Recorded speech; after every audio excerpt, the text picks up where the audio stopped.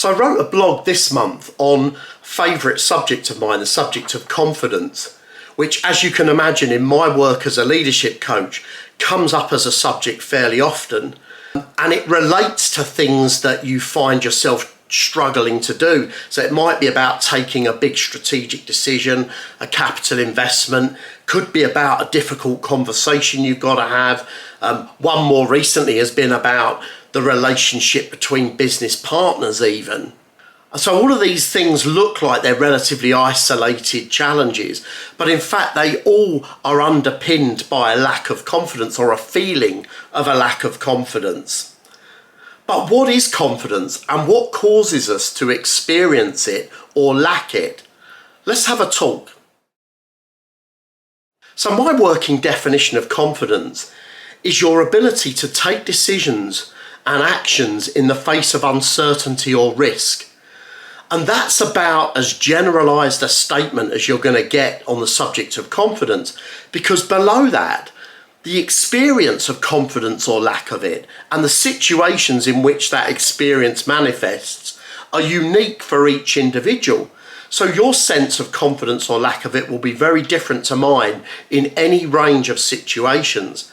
And not only that, we're pretty damn good at hiding lack of confidence by the way we show up as well. We can bluff it, and sometimes people that look confident to you are kind of frantic with lack of confidence on the inside, and vice versa.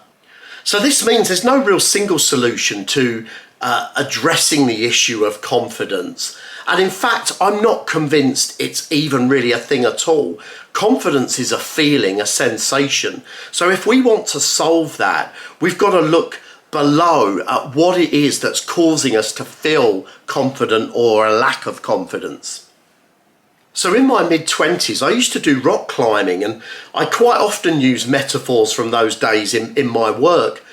But more recently, I was talking to a client of mine, and we were talking about a climbing experience. I had a particularly unpleasant one, as it happens. And he said to me, he said, I would never have the confidence to go rock climbing. And I thought about that, and I said, it's nothing to do with confidence. So confidence gets you the first 12 foot up onto the rock face. So, and I think of 12 foot as the point at which, if I fall off from there, it's probably going to hurt or injure me. So confidence gets me there, but thereafter, it's two other things that matter more importantly. One is my level of commitment, and they even refer to commitment when they're grading different climbing routes. They'll refer to some as committed routes. Or it's my capability, my skills and my experience as a climber. Those are the only things that matter once you're actually up on a rock face. And I think the same sort of idea is true in business and in leadership. It's not that you lack confidence, it's that you lack something that is giving you the feeling of confidence. And that can be clarity. It could be that you're just not able to perceive with enough clearness about what is going on around you. It could be commitment. It could be that you're lacking the ability to commit to a course of action and see it through. It could be connection. It could be that you're lacking the ability to initiate and develop the relationships you need, or have the types of conversations you need to get where you're trying to go, so you feel unconfident. It could be curiosity. People that are lacking in curiosity aren't able to discern between what they know and what they don't know, and don't have sufficient curiosity to try to fill those gaps in. Or it could be creativity. You just haven't thought of the idea or the direction or the thinking that will enable you to move forward. And finally, it can be capability. You just don't have the skills or experience, or you don't have an obvious route to get to those skills or experience.